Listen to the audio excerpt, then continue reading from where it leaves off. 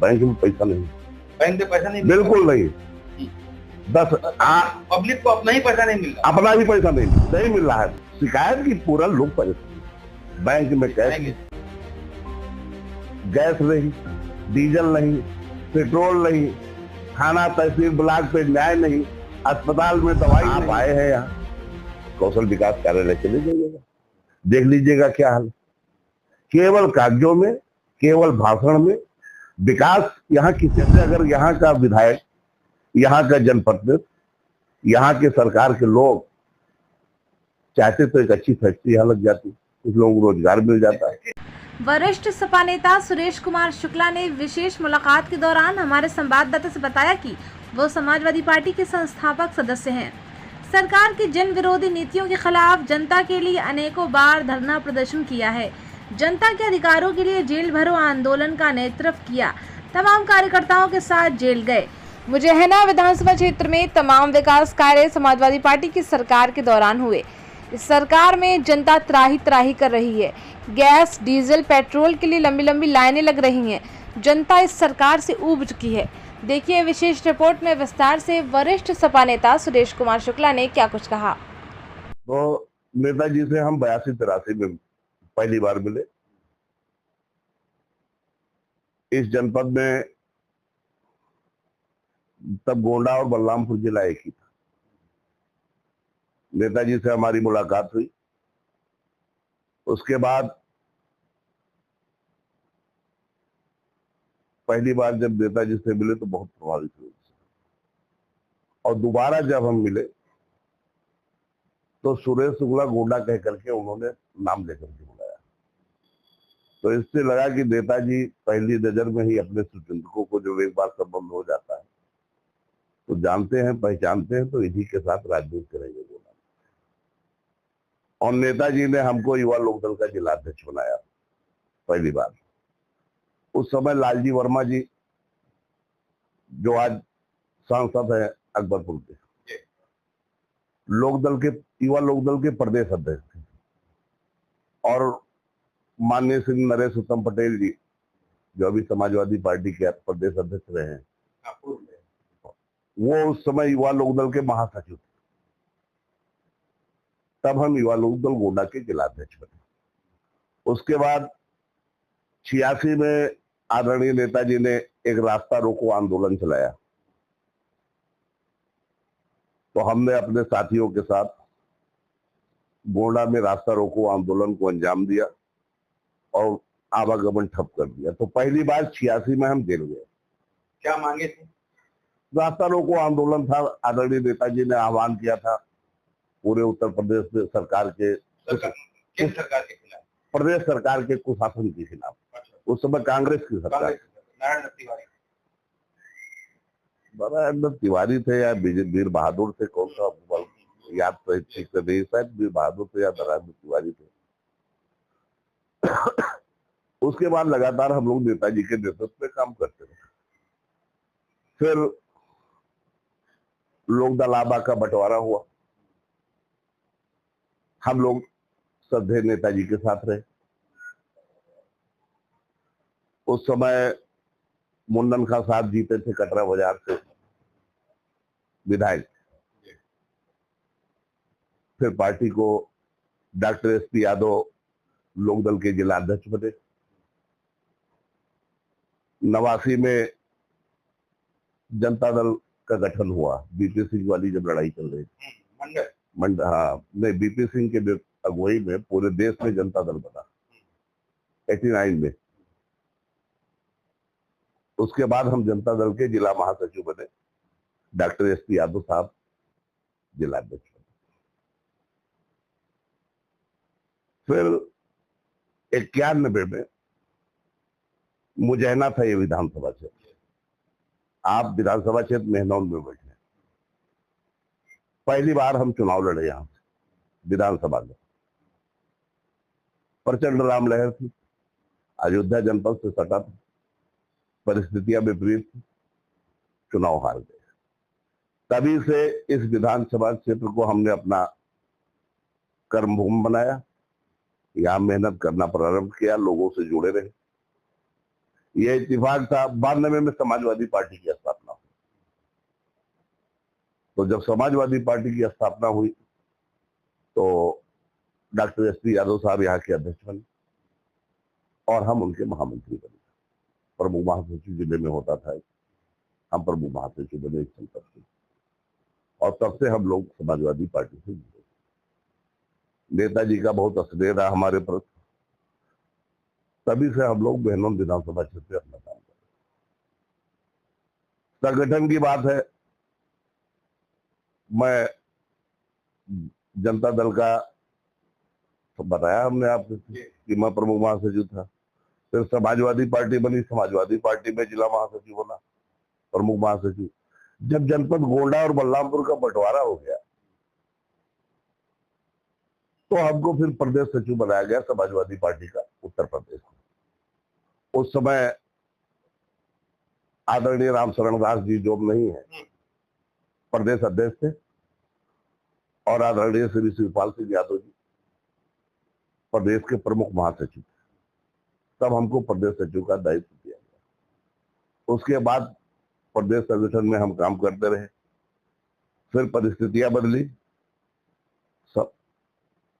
96 में हमने टिकट मांगा मुजैना विधानसभा क्षेत्र। उस समय राय साहब मनकापुर समाजवादी पार्टी में आए थे, बहुरामपाल सिंह उनके साथ आए थे। कुछ परिस्थितियों के कारण हमें टिकट नहीं मिला। रामपाल सिंह जी यहां से विधायक,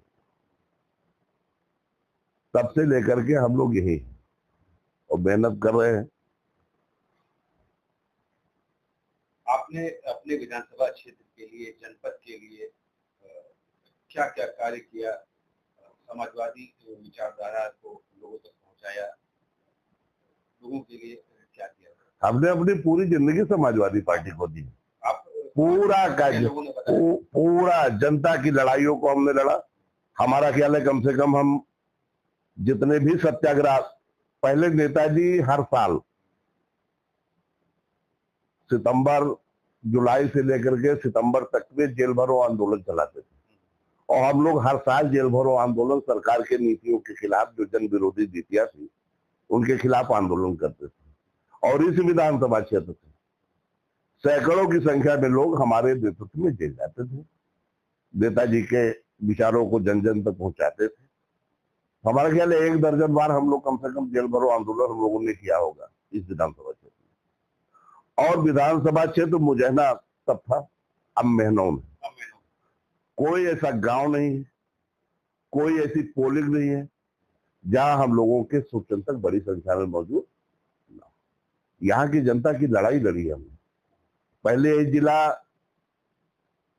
सामंती जिला है जनपद में, आज के तारीख में हम लोगों के आंदोलन की ही देन है कि हर न्याय पंचायत में एक नेता है, हर विकास खंड में दर्जनों नेता है, पूरे विधानसभा क्षेत्र में बड़ी संख्या में लीडरशिप मौजूद है। तो हम लोगों ने इस विधानसभा क्षेत्र में काम किया है, मेहनत किया है, और मुझे उम्मीद है कि आने वाले दिनों में जब भी चुनाव होंगे 27 के, हम जीतेंगे और आदरणीय श्री अखिलेश यादव के नेतृत्व में 27 में सरकार बनेगी। संगठन में हम समाजवादी पार्टी के यहाँ के जिलाध्यक्ष भी रहे। हमने संगठन जब बनाया जनपद का, युवा लोकदल का जिलाध्यक्ष था, तो संगठन में तो हर पोलिंग स्तर पे, ब्लॉक स्तर पे सारे पदाधिकारी रहते, सब जगह गठन है, सब जगह है, कोई दिक्कत हमको नहीं। और रही बात विकास की, तो जितने भी यहाँ विकास कार्य हुए हैं सारे समाजवादी पार्टी की सरकार में ही हुए। नेताजी के देन है कि यहाँ कम से कम 52 बड़े बड़े पुल समाजवादी सरकार में बने। ये जो सड़क आप देख रहे हैं विधानसभा क्षेत्र महनौ में, आप आए हैं, ये गोंडा से बलरामपुर जो सड़क गई है, एटिया से आए हैं भैया, हमारा कार्यालय आपने देखा होगा, कैंप कार्यालय, यहाँ पावर हाउस के पास बना हुआ है, लिखा होगा सुरेश कुमार शुक्लापुर जिलाध्यक्ष समाजवादी पार्टी। ये जो सड़क बनी है सीमेंट वाली, ये समाजवादी सरकार की है। जितने भी विकास के कार्य हुए हैं आप जहां भी देख लेंगे, सारे काम समाजवादी पार्टी के सरकार में ही हुए।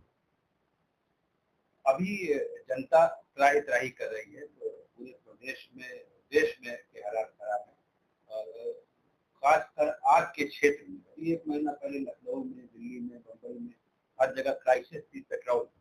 अब मैं देख रहा हूँ आप शिक्षा के क्षेत्र से जुड़े हैं।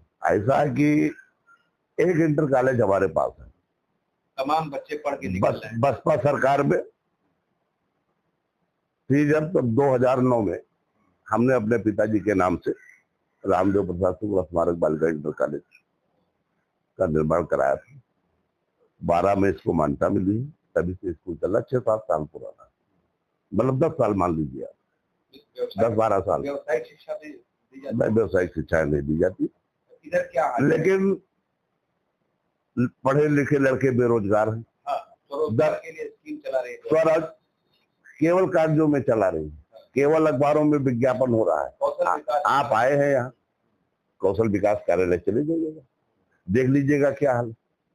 केवल कागजों में, केवल भाषण में, विकास यहाँ किसी नहीं।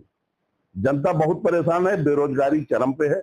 हम लोगों ने, जैसे अगर यहाँ का विधायक, यहाँ का जनप्रतिनिधि, यहाँ के सरकार के लोग चाहते तो एक अच्छी फैक्ट्री यहाँ लग जाती, कुछ लोगों को रोजगार मिल जाता है। तो रोजगार को बढ़ावा मिलता है, छोटे छोटे उद्योग धंधे लगते। न किसी के लिए नौकरी का इंतजाम है, न कोई इंतजाम है। चाहे रोजगार हो, चाहे नौकरी हो, चाहे शिक्षा हो, चाहे स्वास्थ्य हो, चाहे अपराध नियंत्रण हो, सब पे जनता पर। सरकार का तो कहना है कि प्रदेश में राम राज है, जनता बहुत ज्यादा शांति महसूस कर रही है। कहाँ शांति महसूस कर रही है? जनता केवल लाज। आज आपके क्षेत्र में मैंने लाइनें देखा बहुत लंबी लंबी पेट्रोल के लिए। पेट्रोल छोड़िए, सिलेंडर की, गैस सिलेंडर के लिए जनता बेहद परेशान है। आप चले जाइए, आप कलेक्टर का बयान आता है, सप्लाई डीएसओ का बयान आता है कि ऑनलाइन आप बुक कराइए और आपके घर सिलेंडर पहुंच जाएगा। आप इसी विधानसभा क्षेत्र में हिंडौन में आप चले जाइए, किसी गैस एजेंसी पे 400, 500, 600 लोगों की लाइन है। आप किसी पेट्रोल पंप पे चले जाइए, डीजल के लिए, पेट्रोल के लिए। हमारा ख्याल है कि लोगों को शादियों में इतनी दिक्कत हो रही, लोग न्योता नहीं कर पा रहे हैं। न डीजल है, न गैस है, न बैंकों में कैश है। आप बैंक चले जाइए, आप आए एक काम और कर दीजिएगा, हिंडौन विधानसभा क्षेत्र की जनता पे आपका एहसान होगा। आप बैंकों में चले जाइए, शादी ब्याह का टाइम है, किसानों ने अपना गन्ना बेचा है, लोगों ने अपने घर के थोड़े थोड़े पैसे इकट्ठा करके जमा किए थे कि हम शादियों में अपने रिश्तेदारों के यहाँ जाएंगे। बैंक में पैसा नहीं, बैंक में पैसा नहीं, बिल्कुल नहीं। पब्लिक को अपना ही पैसा नहीं मिल रहा, अपना ही पैसा नहीं मिल रहा। तो सरकार की सुविधाएं तो छोड़ दीजिए, शादियों में जनता इतनी। आप इलाहाबाद बैंक, आप यही चले जाइएगा, इतिहास तो देख लीजिएगा। हमारे विधानसभा क्षेत्र में हिंडौन में आप शिकायत आपको मिल रही है पब्लिक से? शिकायत नहीं मिल रही है, सच्चाई है, नहीं मिल रहा है शिकायत की। पूरा लोग परेशान है। बैंक में कैश, गैस नहीं, डीजल नहीं, पेट्रोल नहीं, थाना तहसील ब्लॉक पे न्याय नहीं, अस्पताल में दवाई नहीं, बेरोजगारों को रोजगार नहीं। राम राज्य की परिकल्पना करके, तो अगर यही राम राज्य है, जहां जनता को न रोजगार हो, न अस्पतालों में दवाई हो, न समय पे किसानों को खाद मिल पावे, न धान, किसानों का जो फसल है, अब गन्ने का, गेहूं मतलब गेहूं की फसल तैयार हुई है, किसानों के घर गेहूं गया है।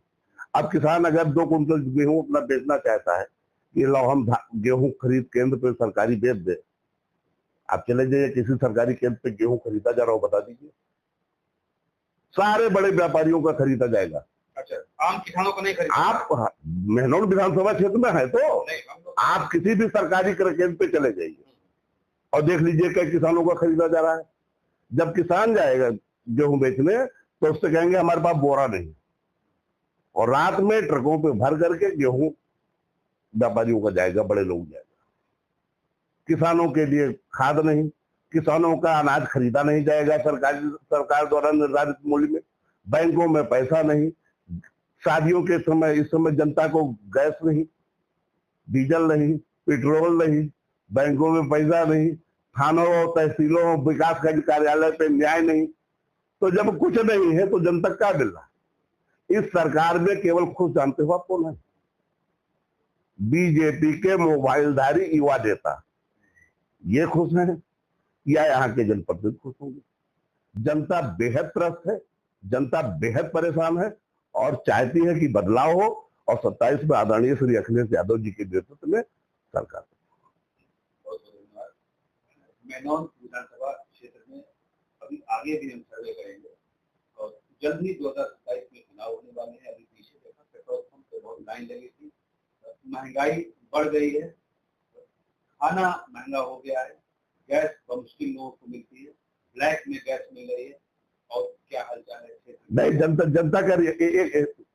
जनता का ये रिएक्शन है कि पूरे क्षेत्र में हम घूम रहे हैं, चुनाव लड़ने की तैयारी कर रहा हूं विधानसभा क्षेत्र में मेहनोन से, और मुझे उम्मीद है कि हमें मौका मिलेगा इसका लड़ने। जहां भी आप जाइए जनता कह रही है कि भैया इस बार परिवर्तन 100%। क्या धर्म को वोट न दे? लोग धर्म को वोट न दे क्या? कैसा धर्म? भाजपा तो भारतीय जनता पार्टी वोट मांगती है धर्म के नाम पे, क्या धर्म के नाम पे वोट नहीं देना चाहिए? क्या हिंदू मुस्लिम के नाम पे वोट नहीं होगा क्या? अब ये सब बातें बहुत पुरानी हो गई। जनता इनके भ्रम में आई और इन्होंने वोट दिया, योगी जी के नाम पे, मोदी जी के नाम पे इनको वोट मिला। अब ये दोनों हमाम में नंगे हो चुके हैं। जनता इनकी सच्चाई जान चुकी है कि ये सब लुटेरे हैं, ये देश का पैसा लूट रहे हैं, किसान इसमें बर्बाद हो गया, नौजवान बर्बाद हो गया और जनता बहुत परेशान है, हर कीमत पे बदलाव चाहती है। और मुझे उम्मीद है कि इस विधानसभा क्षेत्र मेहनोन सहित विधानसभा क्षेत्र मेहनोन तो हम जीतेंगे ही, जनपद गोड्डा की सभी 7 सीटों को और देवी पाटन मंडल की सभी 20 सीटों को हम लोग जीतेंगे। और जब ये देवी पाटन मंडल में समाजवादी पार्टी क्लीन स्वीप करेगी, जीतेगी, उत्तर प्रदेश में 2/3 बहुमत से ज्यादा की बहुमत आएगा और अखिलेश यादव जी मुख्यमंत्री बनेंगे। और ये इस बार पराजय सुनिश्चित है। हम लोगों ने तय किया कि हम जब सरकार बनाएंगे लड़कों को रोजगार देंगे। हमने लैपटॉप बांटा, कंप्यूटर बांटा, लड़कों हमने क्या नहीं दिया। तो इस तरीके से निश्चित रूप से परिवर्तन।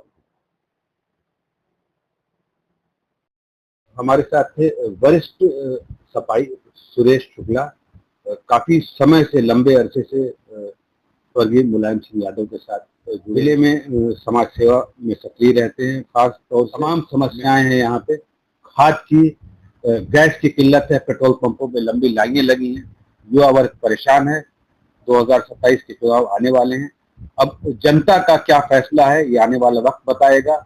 यहाँ पे ब्राह्मण मतदाता सबसे अधिक है, समय समय पर सरकार के खिलाफ आवाज उठाते रहते हैं। इस सरकार में कि ब्राह्मणों का और तमाम लोगों का दमन हो रहा, पब्लिक का दमन हो रहा, पब्लिक के अधिकारियों का दमन हो रहा। अब 2027 में जनता का क्या आदेश होता है ये भविष्य के गर्भ में।